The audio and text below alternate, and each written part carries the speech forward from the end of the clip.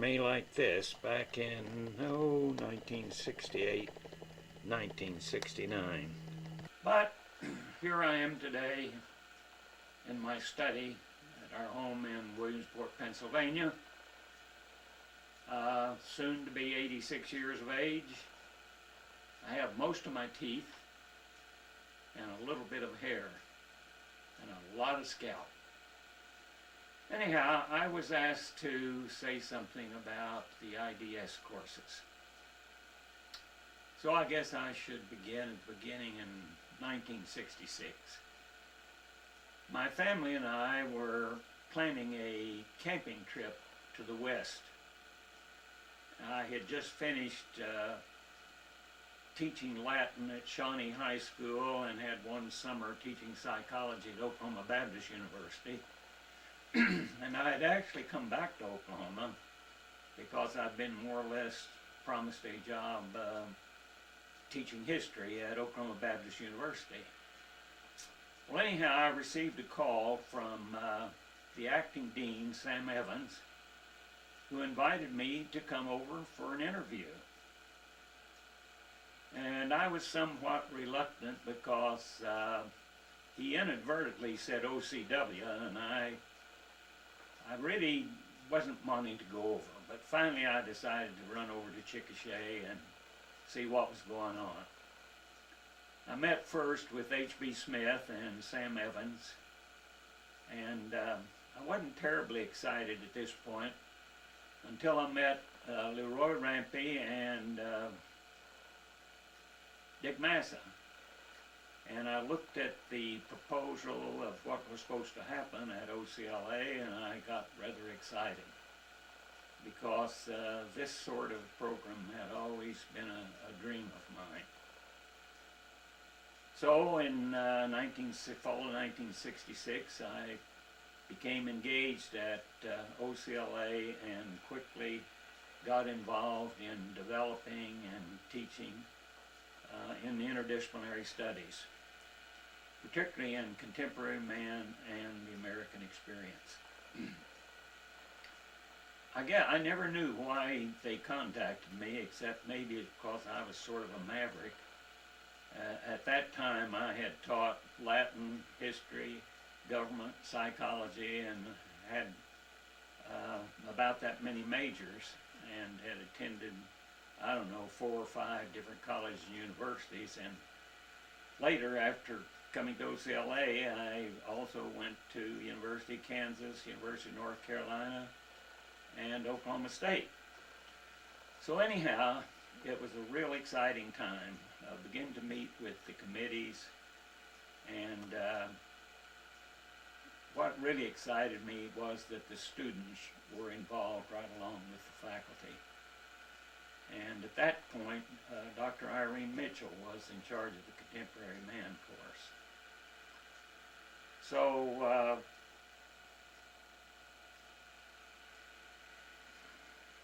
even when I was teaching in high school, I always felt like the fact that, we could switch gears in 55 minutes. I felt like if something exciting was going on in the class, the students really wouldn't want to leave.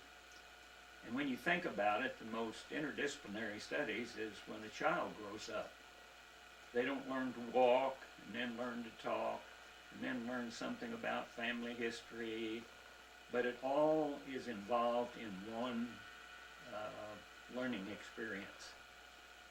And I had always felt that way about, even though I had a history major and psychology major and so forth, I never was able to develop that deep commitment to just one subject.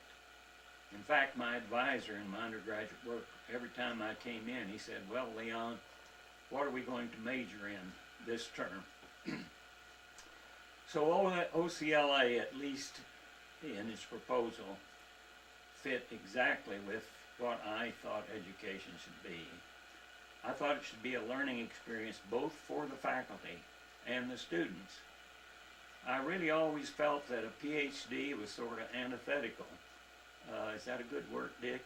Antithetical to interdisciplinary studies, particularly if you were so committed to your subject And I found that to be true at OCLA. We hired some people, or the administration hired some people with PhDs, one from Cornell, one from Berkeley, and they just did not fit in with interdisciplinary courses because they just didn't see how their subject could be what they considered watered down.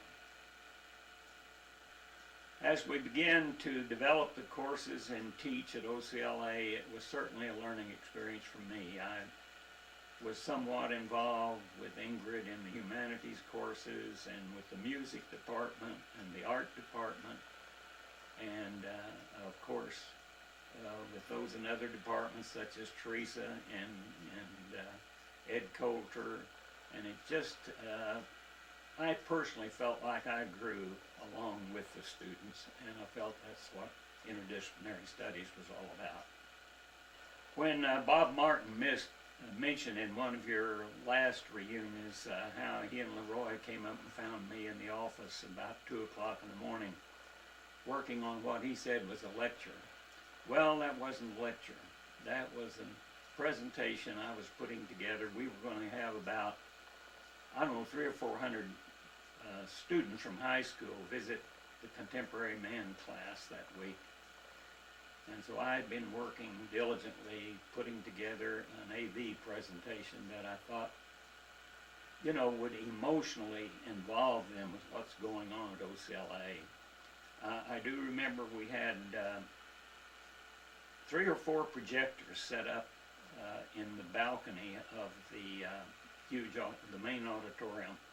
And I believe Dick Massa was helping me with the timing of all this, but there was a movie projector, a slide strip projector,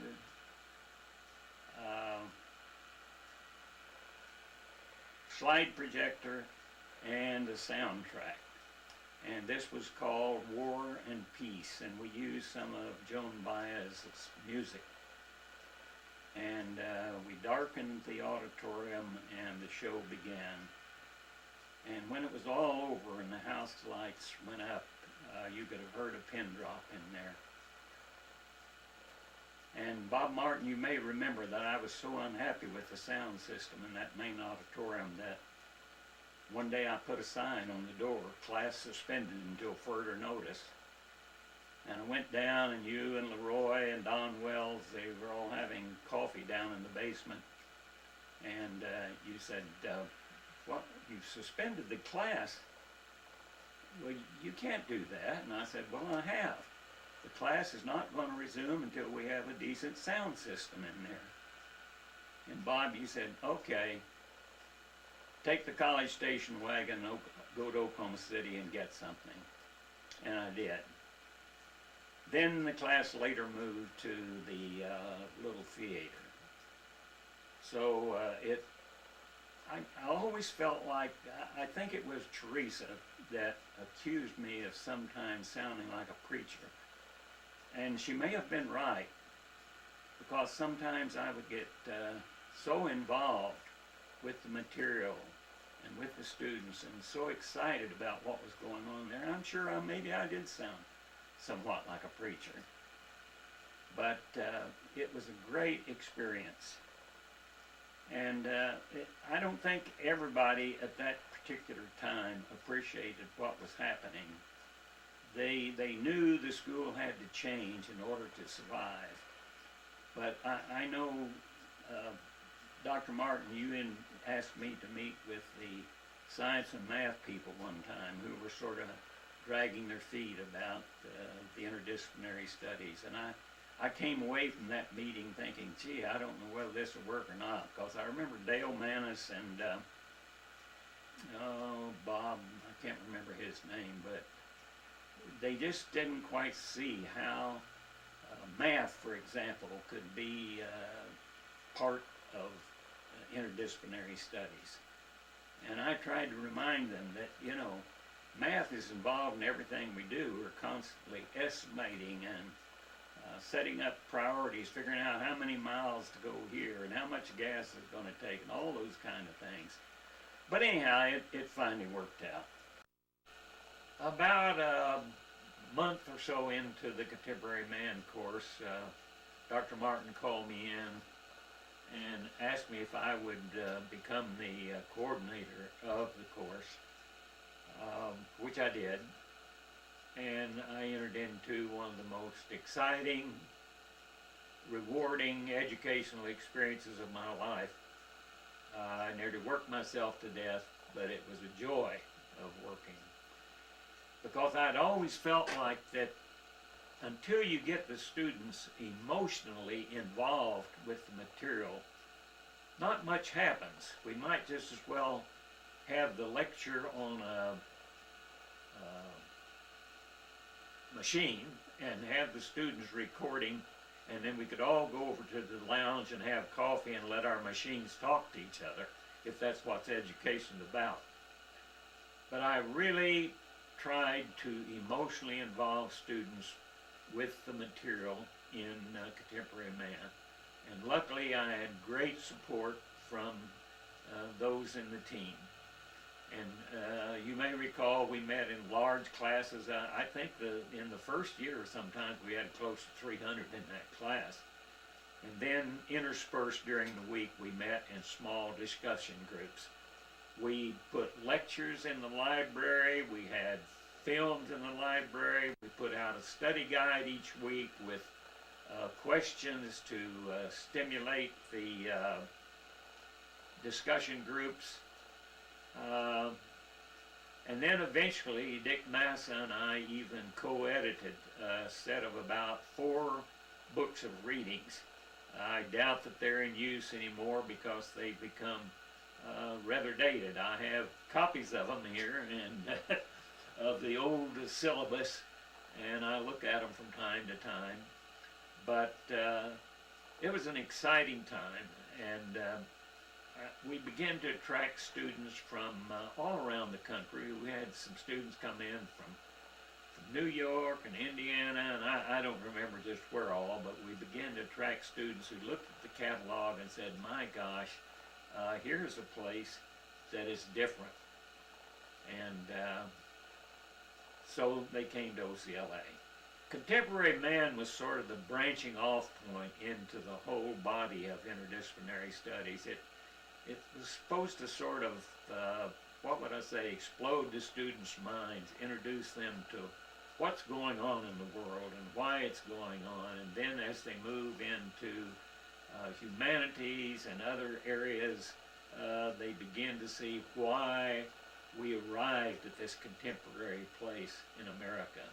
And then, of course, the capstone to it all was to be the American Experience course. And of course, I dearly loved that course. And again, we had great support from all the people.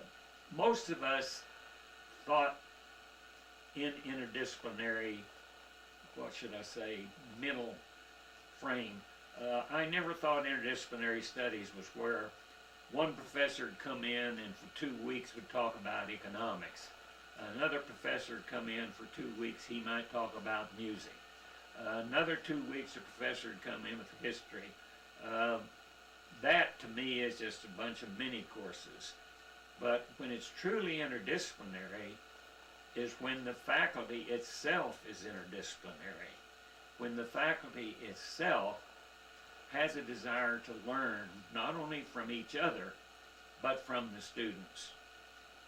At least in my mind, the whole point of a liberal arts education and interdisciplinary studies in particular is to give you the tools for future learning, not to give you so much in-depth, but to create what I would call a love of learning, just learning for learning's sake. I went to school for 9 years, and I would have gone another 3 or 4, except I had family obligations and a living to make.